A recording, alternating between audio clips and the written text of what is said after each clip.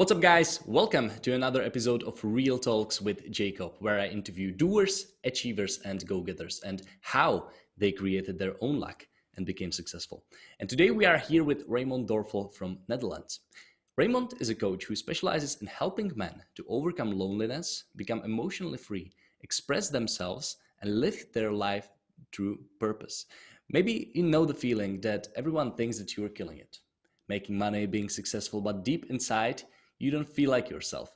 It seems that you're not following your true calling. And that's where Raymond steps in. He developed a process to help men literally cut the crap and live the way they truly want to live. And in this episode, we will discover how to do it. So if you're a man and you feel negative, fogged, tired, stressed, or sort of disconnected with your true self, keep listening. Welcome to the show, Ray. Thank you very much, Jakub. I'm very glad to be here. So, Ray, we have a lot of topics to discuss, not only about how you're helping men, but also about ayahuasca experience and so on. But before we will jump right into it, please tell me a little bit more about you. Where do you come from? What is your story? Well, my name is Raymond. I'm 42 years old. I am a happy and loving father of a son of 10. I live in the top north city of Holland called Groningen.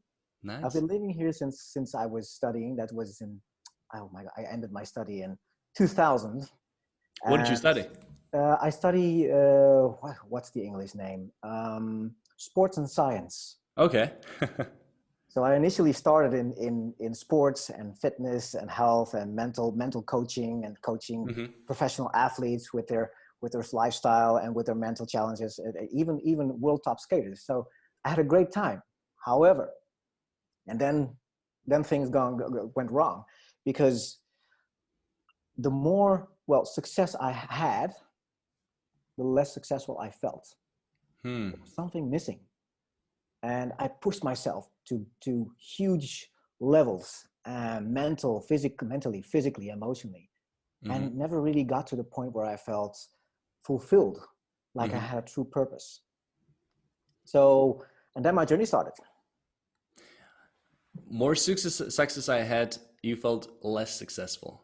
Yes. I think it all boils down to individual's definition of success. So how did you define success back then, so it didn't really resonate with you being successful?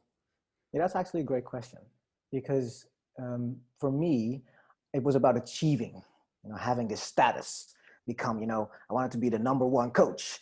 And it was, right? It was. Yes, it was. Okay. It was. It definitely was. That's not the same anymore. There's different goals and different achievements. So my life was about achieving things, because if I achieved things, I would feel important. I would feel wanted, because, it wasn't about me. It was about what the things I did. That was the difference. So my idea was, if I do all these things and I become successful and I do all these educations and courses and, I get all the status and make lots of money, then people will like me. And I did that for many years. So many years that it got me into a 4-year depression and a 1-year burnout. Well, you're saying, if I do all these things, people will like me. I think that's the mindset you have right now, that you know that if you're doing things, you're doing it for basically other people liking you. But did you know it back then? I felt it, and I knew it in a way, but I had a really difficult time listening to it. It's like you have this voice inside of you that's telling you, listen, dude, you're not doing it for yourself. You're doing it to get acknowledgement from others, and it's not going to help you. And I'm like, oh man, screw you. Right. I know best. I know what's best for me. I got everything figured out. I don't need your help. And so, all right. I'll sit back and then we'll wait. So you were out there killing it. Everybody thought that you were that big successful guy, but you didn't really feel it, right? No. In fact, most of my time, I went home and absolutely crashed. And when I got out of my house, I always smiled. I always was the energetic and happy and undergoing guy, and nothing was ever wrong with me. Oh, look at Raymond. He has got everything going, and he doesn't need any help, and he's got his life on the roll and on the tracks. But I didn't feel that way, and it slowly began eating me on the inside. And I can remember that for a lot of days, a lot of nights, that I even cried myself to sleep. Wow. And for some time, I couldn't even figure out why that was. Why do I feel this way? I mean, I got everything. And I got money, and I got I had a great house, and I got a nice car. Well, for me, there was a nice car, and I got everything, and I was okay fit. I was okay, but I did things that mattered, and that's what I thought. But I didn't feel that way. And at some And point, yeah, go on. shit happened because I was in a relationship. I just got a son, and my relationship broke up with the mother of my son, and that destroyed me. And that same year, my interest of my house went up. I found out that my accountant was cheating me for a long time, so I had to pay the IRS like 30,000 euros, and I crashed, and I went into a 4-year depression and a 1-year burnout. At that level, I realized I was so busy with securing a life, having the family and having the house and having the money and having everything. And I was so scared of losing it that I lost it. It's interesting. Let's circle back to the moment when you felt disconnected, because there was your environment. They had all these expectations about you, and then you came back home and you were crying. I mean, it's a tough situation to be in, because if you would start doing some things differently, you would maybe not keep up with the expectations of your environment. So it add up to this like vicious circle, vicious loop of still building on these negative disconnection which was happening in your life. So how did you eventually get out of this loop? How did you change it? Well, you have to understand that everything I did was based upon the ideas I had about myself. So on the inside, I had a very low self-esteem, and I thought I wasn't worthy. So I was never good enough. So no matter how hard I tried, I never felt really good enough. And obviously, if you deep down feel that you're not good enough, then things will happen in your life that will show this to you, and your brain will like, Okay. see, I'm not good enough. See, I can't hold my family together. See, I can't keep my house, and I'm a failure. Um, and this paradigm needs to shift. I'll give you a small example. You see, for example, a lot of professional athletes, and they come from the slums. They become these huge, successful athletes and make a lot of money. And at some point, they retire, and then they're broke. What happened?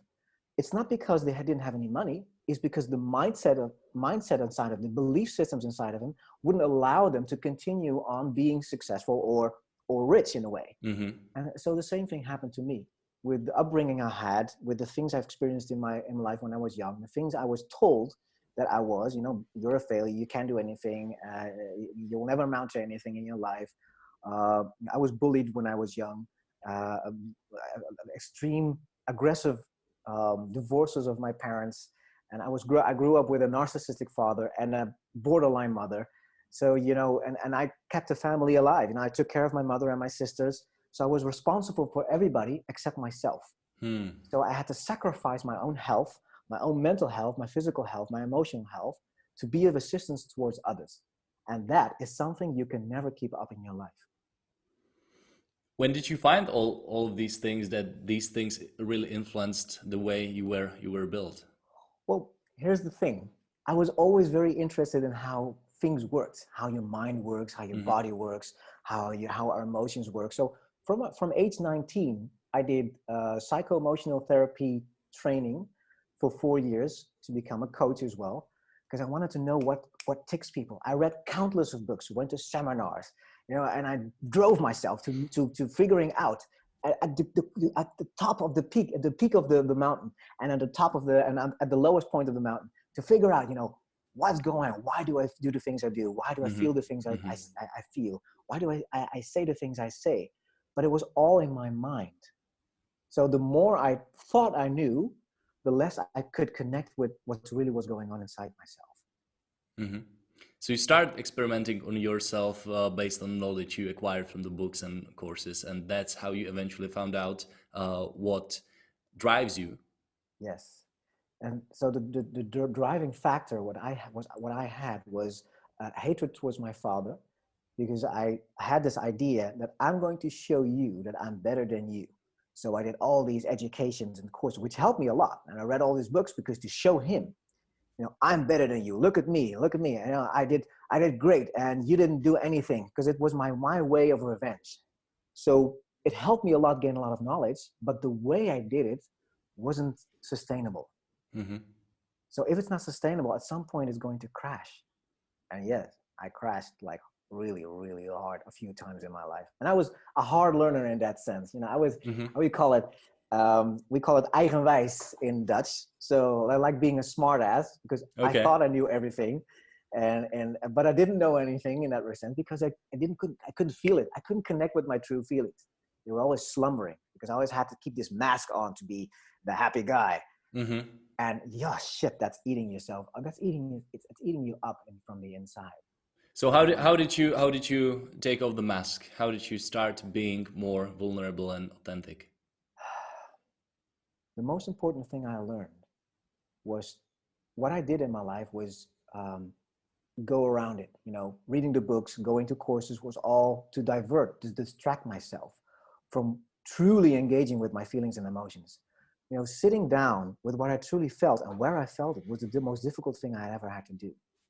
So, for example, if something's going on in our lives, usually what we do is we distract ourselves. Or we go watch YouTube, or we go work, or we go work out, or we go on our phones, instead of just sitting down and saying, hey, wait a minute, why is this feeling in my life? And just have a conversation with it. And it's going to be freaking irritating, because you'll feel restless, your feet will go up and down, and your hands will start wiggling, and you'll feel tight and tense. But that's the thing. If you never go inside of your emotions and your feelings, no matter how difficult they are, you can never step through. Yes. And the things I did, not just the reading the books and the courses, etc., but what was profoundly changing for me was my experiences with ayahuasca and magic mushrooms and kambo. At the absolute depth of my depression and my burnout, I couldn't keep on the mask anymore. It was impossible. So no matter how hard I tried, the bags under your eyes, yes, and I looked terrible. And I couldn't smile anymore, even though smiling, dude, you look horrible. Why are you smiling? I couldn't keep up the mask. It was too tiring. So I went to this ayahuasca day through a friend of mine, and I've been knowing ayahuasca for 5 years. But I was anti-drugs, even though I don't consider this drugs anymore. I was anti-drugs for my whole life. Psychedelics. Yes, psychedelics. I was anti.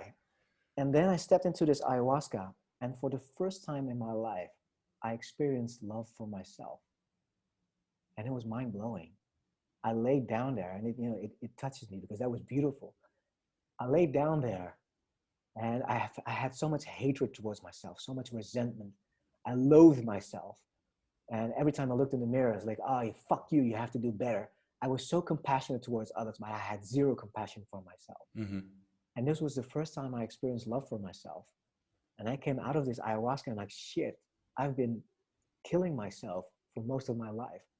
I was so hard on myself. Even when I had broken or bruised ribs, I went to work, and I was a fitness instructor as well, and an aerobics instructor and spinning instructor. I was teaching class with bruised ribs. I was teaching class having a huge concussion where I was seeing double, and everything was glazy. I would go to teach class with splinters off my bones, because I needed to be there. I needed to show I push you to the limits, force through. Oh my goodness. I was so hard on myself. And obviously when I got my son, I didn't want to treat my son the way I treated myself. Yes. And this wake-up call I got was, you can be as nice to anyone if you like. If you don't have true compassion and love for yourself, how the hell are you going to teach anybody to become a loving, compassionate person? It's impossible. And this was like, I was like, I got a slap on the face and a caress on my cheek at the same time. It was like a wake-up call, a loving wake-up call. And then my whole process started, because ayahuasca is just showing you the way. You have to make consistent steps every day, because then every day you can do an ayahuasca for one day. What are you going to do the rest of the days? You're going to say, okay, well, ayahuasca it's just like for example, with religion, well, God will show me the way. Yes. No, yes, you can get the insights, but still you have to get off your lazy fucking ass to do something in your life and change it. I mean, it boils down to like taking action in pretty much everything you do. It was similar like you watching courses, studying, right? It was your coping mechanism for not maybe doing the uncomfortable stretch of sitting and doing the mental work, right? It was just easier to read, and it was just easier to watch another course. And I'm pretty sure that we will expand on like what ayahuasca did to you even more in this episode. But I want to talk about the actual process of getting ayahuasca into your body, how it tastes, Oh my goodness. how it feels, how it's prepared, what is the ceremony around that? Because so many people are talking about ayahuasca and how transformative the experience was, but they don't ever tell you anything about it. So tell me about it. I love that question. I've never had that question in my life. So the first thing is, I contacted, her name was Rika. And Rika is the ceremony leader or the shaman who guides the ceremonies with either one or two other guiders. And she is magnificent. I mean, and I owe her a lot in that sense. She has been magnificent. So so you give her an email, you send her an email, and then I got a reply back. So why do you want to do ayahuasca? So the first thing I got is why? Because if it's just, it's on my bucket list, I want to tick it off before I die, you're going to get slapped in the face. Yes. It needs to have a true intention for growth, for insights, to learn, to be, and to experience, your own being. So you get an invitation. You have to prepare with a diet. So there are certain things. Well, I can't truly remember what it is, but you should avoid a lot of salt, meat, dairy products, so heavy products. So you eat light. You don't eat a lot because obviously you won't be eating for practically the whole day when you do an ayahuasca ceremony. And because in Holland it was a ceremony, this means it had to be like had to be a religious taint because of the law. So you had to wear white clothes. And it's like a purifying ceremony. So you come over there, you sit on a table, and then you see all these nine people, and you sit there, hello, you shake hands, and then she starts talking, and then hello, I'm Ray. Hi, yes, Ray. hello, and this mask comes up. They say, hi, I'm Raymond, and I'm doing ayahuasca because I'm curious. Well, I'm not just curious. I feel lonely as fuck. And I'm depressed. I told it eventually. And then you do a round where you tell each other why you're here and what you do with it. And then she starts talking about, listen, after this ceremony, it will feel like family. And I was like, get lost. I'm not gonna hug all these people. Are you serious? No. That's not what I'm gonna do. That's stupid. It's like I felt like this. It felt like all these thoughts I had was, this is a cult and a sect, and what am I doing here? And I had all this resistance, but then I knew I was on the right track because resistance is good, right? Mm-hmm. And then you get an explanation of the day and what ayahuasca does, where it comes from, what the effects are, and that there are two things that are most important. That is surrender, and that is trust. Those are the absolute two most important things you should have in ayahuasca. Because ayahuasca will bring up stuff that can be very painful. I mean, and it will enhance this pain. So if you resist it or you don't want to see it, it's going to be a hell. Well, obviously I had ayahuasca as well, but that's another story. So then you change your clothes, you come back, and you have these 9 mattresses in a circle with in the middle you have this like altar where all those kinds with candles and you sit down, you go in a mattress, you brought your own blanket, your own pillow, your own water, and maybe something you like bringing along, maybe a picture or a note. And then you drink 2 drinks. So the first drink is like we call a MAO inhibitor. This is like to inhibit an enzyme in your stomach that will destroy the DMT you drink, which is in the ayahuasca, if you don't drink that. So first you drink the MAO inhibitor. You wait 10 minutes, and in those 10 minutes you get, it's called Oh my goodness, that's the English word. Well, you get a cleanse, you stand up, and then you do this incense thing around you, and then you lay down, and after 10 minutes you drink the second drink, and the taste, shit, it's horrible. It's because you can get like a mint or maybe a piece of fruit or some raisins to go afterwards, because you know you're like, oh right, that's you know, you get like this um this drink you drink in the pub, you know, the slammer Yeah, of it's like shot. Yeah. a shot, and you see, oh no, it doesn't look so bad. You smell like, whew, okay, it smells bad, and then you taste it How does like it smell? like wood. Okay, so organic smell, like very okay. Yes, it's leaves. It's been boiled leaves and branches, so it smells a bit like earth and wood, and Yes. then it tastes even worse. Very, oh my goodness! I Is always it get, like bitter or? yes, very bitter. And Uh-huh. you should swallow it immediately. Don't, you know, you don't nip it, All because right, so it's not like a wine. no. I sense grapes from Italy. No. Yes, you should never do that unless you really. I have never met anyone who likes the taste of ayahuasca, but What is the color? it's brown, It's brown. Okay. brown greenish. So you drink it, the second drink, and then you lay down. Just, you can close your eyes. You can keep your eyes open. The best thing is to close your eyes. You put your blankets on top of you, and then they start off with soft music, just to get you inside the ceremony. And after about 30 minutes, the ayahuasca starts working. So my first experience, that's what happened, is there were all kinds of colors first, and they were beautiful, all kinds of figures and shapes, and I was like, wow, this looks fantastic. And I could see beings. No, that doesn't sound like, I could see beings, and I got a message. And I opened my eyes, because they're like, who's talking to me? But nobody was talking to me, but somebody was talking to me. And I could hear the message, welcome home, brother. And I started crying. And I thought, wow, I felt like coming home. And I saw these 7 colors of the rainbow, and I saw these figures, male and female figures. And I told them, you know, wow, I know who you are. I knew who they were. And they told me, well, welcome home, brother. And I said, I missed you so much. So we were always there for you. And this really hit me. We were always there for you, but you forgot about us. And I felt so ashamed. I felt so ashamed. And they showed me all kinds of moments where they were present. Like, that was you? Yes, that was us. And oh my goodness, I cried. And then they said, so we're going to give you a welcome home ceremony. So all you have to do, just relax. And I felt my head was being lifted up and put into a lap of a woman. And I looked up, and it was this woman with a bit greenish, beautiful hair.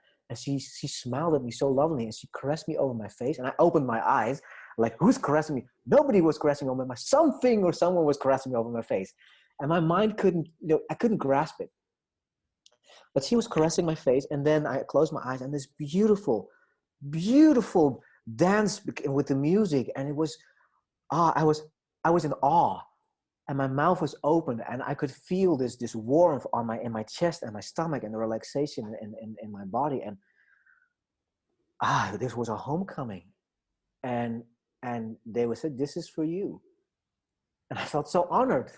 Oh wow, this is. Who were these 7 beings you mentioned? They call themselves my brothers and sisters. And they said, you know, one of us is your sister in your real life. And they showed me the color purple. And this is your sister, Chantal. She is with you on earth. And they showed me the color yellow. You are the color, you are the sun. You are on earth as well. You have a task here, an important task, but that's not for us to tell you. And just our task is to let you know that we're here and we've always been there for you. So I saw guides. They're like my guides. And one of my guides is my grandfather from my father's side. And, you know, it sounds all like gibberish. Like, so, I mean, come on, how are you going to explain that? You know, I talked to 7 entities or 6 entities, the colors of the rainbow, and they told me they were my brothers and sisters, and they showed me all kinds of things about myself and my life. And like, oh, dude, you know, we have got this great place for you, and like this beautiful white robe with, you know, with we'll put you in a room full of pillows. And I was like, everything is safe and comfy. You can are you run sane, with dude? And then the ceremony leader, Rika, came to me during the halftime. So you drink twice, 2 times, 2 drinks. And so it's 2.5, 3 hours the first time, 2.5, 3 hours the second time. And she came to me, so how was your first session? And I was blah, blah, blah, blah, blah. So that's the ayahuasca. I couldn't speak. I'm like, shit, I can't speak normally. What the hell's going on? I was totally out of control. But at some point I could speak. And she said, I saw your grandfather. I think he's your grandfather. He's like this old Indonesian guy with this Indonesian hat on. I'm like, shit, that's my grandfather. How did you know? I saw him. How the hell did you see him? I thought, how can you see that? That doesn't make any sense. And she told me things that I saw in my ayahuasca that I experienced that she saw. And like, how the hell? I went home and I was completely mind blown. I was like, what the hell happened? Our mind is so limited that it couldn't comprehend what happened. But I felt so profoundly touched and changed on the inside. So, obviously I had to do something else. So I went to Peru for a month, and I did ayahuasca in the jungle for 7 days with a friend of mine from South Africa. And there it was like a sequel in a movie. I could see my transition from my soul. It was like my soul was transitioning into a new era, and all this love and but also this pain. I experienced huge amount of self-loathing and pain, and where this was stored in my body. And so now we're almost 4 years ahead, and I've even lost physically I even lost 6 to 7 kilograms of muscle mass of pure tension. I have never been more relaxed, flexible, and strong. I even set a personal squat record with 6-7 kilograms less muscle mass. How the hell is that possible? So many things have changed. It opened my eyes. I always had this fogginess in my head, and I was always really serious. And now it's light and open, and I'm light. And when things happen in my life, it's not that I fight or resist it anymore. I engage with it. I sit with it, in a very I call it conscious, aware, and especially loving and compassionate way. But like I said, the ayahuasca showed me what I did to myself. It was up to me to consistently change every day. So I changed my life. I changed my routines in the morning. I changed my evening routines. I changed my habits with my eating patterns, my exercise. But like I said, if it's not in line with who you truly are, if you just do exercise to just be, fit and strong and be ripped, etc., that's fine. If that's your life's purpose, that's fine. But for me, the things I did in the past were because I was afraid. I was afraid of becoming fat. I was afraid of becoming unwanted. I was afraid that I would end up being alone. So now my exercise and my meditation, my nutrition, is because I love myself, because I feel compassion for myself, because I am understanding with myself, because I have clear goals and clarity. Where do I want to go? What do I want to do? And this gives me so much, not just physical strength, but emotional and mental strength, and the clarity and the focus I have, especially with my clients. And I just got an email today of one of my clients. He's so much more confident. And I'm like, oh, yeah, hell yeah. You're going to get those results. Why? Because I get those results. It's not like that I teach you all kinds of stupid tricks. I'll teach you some tricks to be more assertive. Fuck you. I'm not going to teach you that. I'm teaching you true values, how to live your true life from your core, absolutely from your core. So who are you? And in what way are you going to put yourself out there in the world? And I use entheogens for that as well. So do I need to do ayahuasca as well if I want to experience what you experienced? Not on ayahuasca, but like being driven, being relaxed, loving yourself. Do I need to do this ceremony to really find my true calling? No, because ayahuasca or any plant spirit should call you. If you think that is, because a lot of people think I'm going to do ayahuasca and ayahuasca is going to be my then you think your solution is outside of yourself. Yes. As long as you think the solution is outside of it, because ayahuasca has been calling me for 5 years. I had a friend of mine, he's a shaman, live in my house for 2 years. And he talked about ayahuasca for 2 years. And at some point I said, dude, I don't want to do it. Shut up. It was in my life for 5 years until I decided to do it. It was calling me. At some point I dreamt about it. Like, shit, no, okay, I have to do it. So it has to call you. Interesting.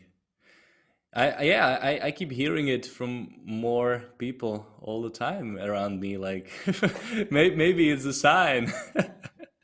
Oh, if that's up to you, that is Yeah, absolutely up to you. And like I said, I hear a lot of people, I see a lot of people do ayahuasca for many years and not really change anything. They just think, ayahuasca is going to save me. Like God is going to save me. Yes. No, ayahuasca will not save you. God is not going to save you. It's like in the You. Matrix. I can Yes, show you the exactly. door. You need to go through the door, something like that. Exactly. It works like Yes. that. And it's not like you can do one, and maybe if you do one ayahuasca, and it's been so profoundly changing that you change your life for the better, because you don't need ayahuasca to do that. It can be very helpful for you if the spirit keeps calling, because I was called back for many times because I wanted to deepen this process. But not just with ayahuasca, is thinking about it is, I thought about it. Why am I continuing with this ayahuasca and these magic mushrooms, right? Especially with the ayahuasca.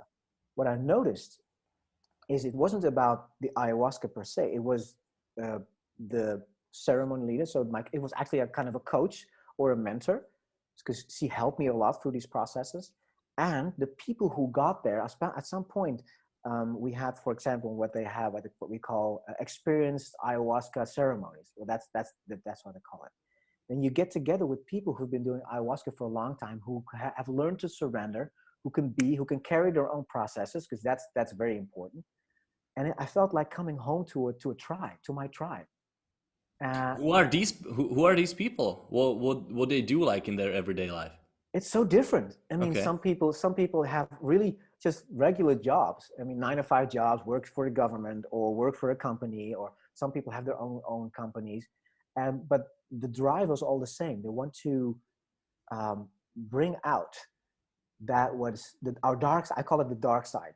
Our dark side. And Yes. our dark side is where our pain is hidden, where our traumas are hidden, where our doubts, our insecurities, our fears, our anger towards ourselves. But everything we do in life was born from the dark. Look at it. Every plant that grows from the dark. Even you and I were born from the dark. But what we do is we push away our dark. We just want to see the light. This is this positivity movement, right? No, we have to be smiling all day and be positive and just think positive things. That's bullshit. It's not about positive or negative. It's about dealing with difficult emotions. Yes. And if you're unwilling to deal with your difficult emotions, you can never, ever experience true and full positive and joyful situations and emotions. Because the deeper you go, the higher you can go. And there's this saying from Carl Jung. No. He was like one of the founders of psychology. And so there's this saying he has, or this quote. Carl Jung. Carl Jung. Yes, I do. Yes. No tree, it is said, can grow to heaven unless its roots reach down to hell. That's beautiful. So if you're not willing to go down the rabbit hole, if you're not willing to face your true demons, your deepest fears, how the hell are you going to live your true life's purpose, man? It's not going to happen.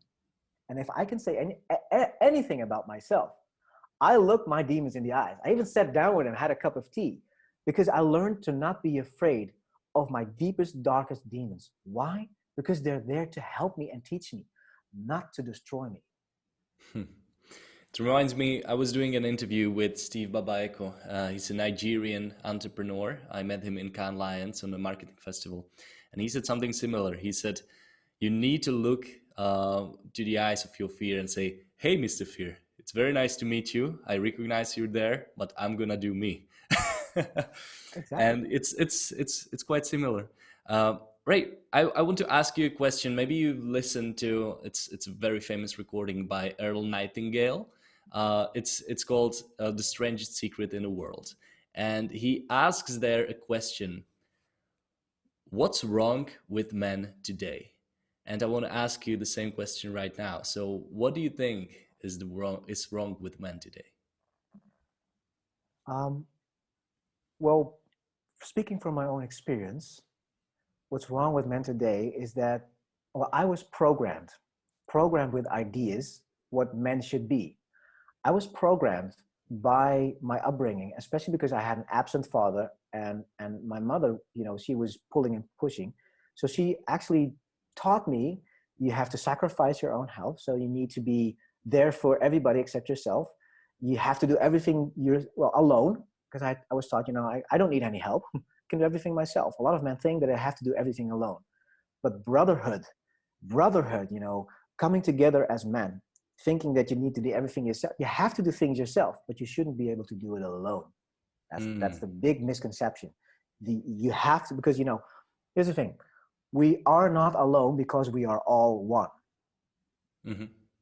We're just a drop in the ocean. Exactly. We're drops of the same ocean, and we have these misconceptions about what masculinity is. And we got all these role models, these bad role models in porn, bad role models in movies, bad role models in politics, that are teaching you what it's like to be a man. That's not what, masculinity and being a man is how you define it for yourself. Yes. From your true core. Obviously, there are underlying. So there is not one definition. There's not one definition of a man. Obviously, you have to ask yourself. For example, integrity goes for both sexes, but it could be more important maybe for a man. I don't know. That's up to you. If integrity is one of your core values, you should live your life according to that. And if for example, if health is one of your core values, you should live your life in perfect health, and make sure that not just your physical, mental, and emotional state is healthy, but your finances are healthy, your relationship is healthy, everything is healthy. And I believe that, what I've experienced is, as a man, it is very important to make sure you get your shit right. This shit. So this means you are fully 100% responsible for your actions, your thoughts, your feelings, for your life, for your success, for your strength, for the outcomes. For your failure. And for the outcomes, exactly. So, I read a lot of books about masculinity, and you see from the perspective of mankind, where in old ancient times, you see that men came together to teach about men, because you can only learn to be a good man, how to be good at being a man, from another man. Mm-hmm. And now look at where men are today. They've been brought up by women, a lot of single mothers. Mm-hmm. Then they go to school where we have, I'm not saying that women are bad teachers, but when it comes to becoming a man, women are bad teachers. Women cannot teach you how to become a man. Men have to teach you what it means to become a man. And this means certain aspects of the man, and I wish to see, there's a beautiful book called The Boy Crisis from Dr. Warren Farrell. Mm-hmm. He explains that there's a huge crisis with men. Why? Because we don't have role models anymore. Yes. And I'm not talking about these stupid role models you see on television, that cater to every woman, or have a beautiful outside, but on the inside it's rotten as hell. No, I'm talking about wise, initiated men who can show you and guide you through your rabbit hole, through the dark parts of your soul, and then bring yourself back up, so you can be a supportive and strong member of the community. Because that's what men really want to. Men really want to be a part of something. Men really want to contribute. And if they don't have a contribution to the community, a productive and loving contribution, they will feel miserable. And then you can be the most successful person on the planet. If you don't feel that you're absolutely being lovingly productive in your life without any purpose, a man without a mission and a purpose is not a man. For men to have a mission and a purpose is more important than anything in the world. I think that influential figure should be a father, right? Yeah. Or grandfather, but for many people it's not the case. So do you think that at that point they really need to work on themselves by themselves? Well, first of all, and this is something, because last week I had a talk with a 16-year-old boy. I'm also a mentor. I mentor teenagers with difficult childhoods, once a year, for a whole year. And I had a talk with this boy, and he's 16 years old. He grew up without a father. He had a narcissistic father as well. And he got into trouble with the police. And then I sit there, and I truly care I truly care about the well-being of men and women, obviously, but especially for men. When I see this young boy and he's struggling because he's lying and he doesn't want to lie, he wants to be trustworthy, Yes. but he hadn't had any guidance. There was nobody as a man who was there for him to show him, and that breaks my heart, because what men need good role models. Men need other men to show you what it means Yes. to be a loving guy, to be trustworthy, and then to guide this huge amount of powerful energy we call male energy, to guide this, to channel it into a right direction. Because if you don't channel male energy, it will be destructive. Either you will be destructive on the outside, and what I did, I became destructive on the inside. Either way, it's destructive. And it's not productive, it's not loving, it's not supportive. So that's why we need male role models. And like I said, it truly breaks my heart to see so many men struggling and in pain and don't know where to look for the right guidance for the right moment. And then they try to find role models in women. So they go to women and find acknowledgement for being a man towards women. Yes. Then they become, well, they don't become men. They become like this. I don't know what they're like, but then you talk to them and they go, what the hell happened to you, dude? You can see it then. You can sense it. And then you look down and you look at him, dude, your balls are missing. Where'd they go? Who cut off your balls? Yeah. Shit, did you swallow your own balls? God damn, what happened to you, man?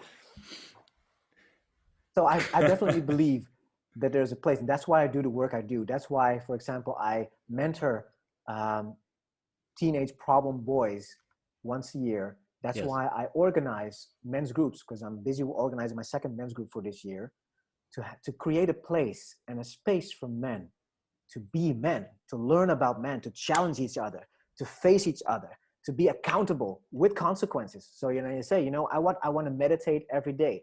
And then if you're a man with integrity and you lose one day, it should have consequences, right? Yes. So, okay, yes. you should pay us 10 euros every time you don't do it, or you should do whatever, 20 push-ups every time you don't do it.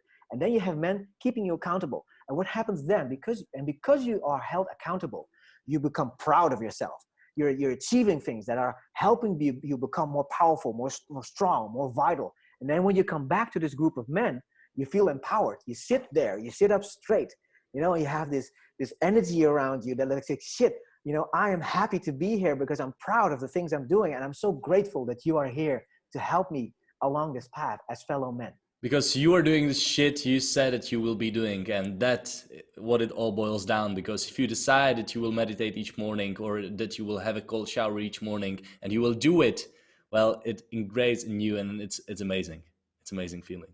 One of the best advices I could give to anybody who's listening to this is just do an uncomfortable thing each day. Like, it can be cold shower, it can be run, it can be workout, but for me, it was 2-minute cold showers each morning. I do it like for almost 10 months right now. Each morning, I haven't skipped one morning yet, like every day, and it's amazing. Like it gives you the energy for the whole day, and it's that anchor during the day that you still have, that you can still count on, and it really helps you in every aspect of the life. And find your cold shower. It can be anything. Wow, and it shows. Jakub, it shows. I mean, your whole energy, the way you look out of your eyes, there is clarity but softness in your eyes. So and the way you talk, the way you think about things, the questions you ask. I mean, how old are you? 26. 26. I mean, I love that, and I believe for a lot of young men, you are a prime example of taking responsibility for your life, not just your life, but also for your thoughts and your feelings, and then put yourself out there to help the community, to help people, to show them that there's a way that you can feel connected with yourself, and to bring something inside of the world that is value outside of it. And I can see that. I read your posts, and I saw a few of your podcasts. I'm like, wow, man, I really respect that. Thank you. And a lot of young men are missing that. And honestly, I'm very grateful that I can spend time with people like you, with coaches who invested their whole life to teach and to learn things, to really empower other people to make a positive change in their life. And yeah, it's a gift that I can actually spend time with you. Well, thank you very much. I really So enjoy that. So Ray, I always want to wrap the episodes on something very actionable that can people just take and do it either today or next week, but something that they can do to really make a positive change in their life. So if you're talking to a man, what would be the number one thing you would recommend them doing to see maybe a small positive change in their life? But please, they can do it either today or next week, but they can apply it. All right. So one of the most important things I teach men is to get what's inside your head outside of your head. So whenever you're stressed out, sit down and write down the exact words what's happening to you. For example, if you had a fight with your neighbor, don't sit down and write, I had a fight with my neighbor. No, write down, this fucking asshole tried to whatever, get it out of your system, and then sit back and pick it up, read it to yourself, and just feel what happens. And then ask yourself, is this the way I would love to respond? Mm-hmm. Or, because if you really want to respond out of anger, fine, then do it. If that's the true reason, I want to kick his ass, if that's really what you want, I don't believe it, but if that's really what you want, you should do it. Well, obviously I don't recommend it, but do whatever you have to do. But if that's not the case, then sit down and listen and ask yourself the question, how would I like to respond instead of react? And you can do this every day, every single day, with every situation. It's like counting to 10. Something happens, you get triggered, and like, oh, I'm gonna kick his ass. It's not about the situation, it's not about this person. That's what you think. But the moment you sit down and you ask yourself, what is happening? First ask yourself, what is happening? Why is this happening? What am I feeling? Where am I feeling this? Write it down. And the moment you do that, and you sit down and you wait and you read it up for yourself, you will realize and see that there are things hidden underneath that can show you and show you a better future for yourself, a more loving, compassionate future. That's a beautiful advice. And I think it will translate, it will transform into that. I mentioned it a couple episodes back that the situation exists. It just is, and you are choosing the way how you will react to it. Yes. It's really a choice. You can choose whether that you will be pissed or whether you will be grateful for it, but it's really about the choice. Now, are you living life or is life living you? Yes. And I think that's a great open-ended question to end this interview. So Ray, it was amazing talking to you. I think that it got a little different direction than I was expecting, but well, fuck it. It was amazing talk. And I think that people will take a lot from it. But I have a last question. If they like what you do, if they want to follow you, or if they maybe want to get in touch with you, so you will be that figure that they can follow, what are the ways they can contact you? What are the social media handles and so on? You can find me on Facebook, on LinkedIn. As a matter of fact, I took a few months break with my posts because I wanted to dig deeper in what kind of message do I want to put out there. Yes. And well, I even have a camera right in front of me now. Not just my laptop camera, but I bought a camera because I want to make videos of all the experience I had and all the lessons I've learned to share this with other men as well. So there's going to be videos. So you can find me on Facebook, on LinkedIn, and you can find me on my website, either in English, raymonddorfel.com or .nl for Dutch speakers. And just send me a message, link up with me and we'll have a chat. And if you're up for some coaching, we'll arrange that. And if not, we'll just have a great conversation. Amazing. Thank you very much for coming to my show, Ray. You're welcome. And thank you for having me. I thoroughly enjoyed this and I'm looking forward to talking to you again. Likewise, it was amazing. I think that we will do it next time or in the future on some more specific topic on how to enhance men's lives. I'd love that. Thank you very much. So, guys, if we brought you some value, please share this episode with your friends, with your men friends, or maybe even female friends as well. And you can just grab the link if you're watching this on YouTube, or you can just take a screenshot if you're listening to it on some podcast platform, iTunes, Spotify. Share it with your friends so they can learn from Ray's knowledge as well. So, thank you very much, and until next time.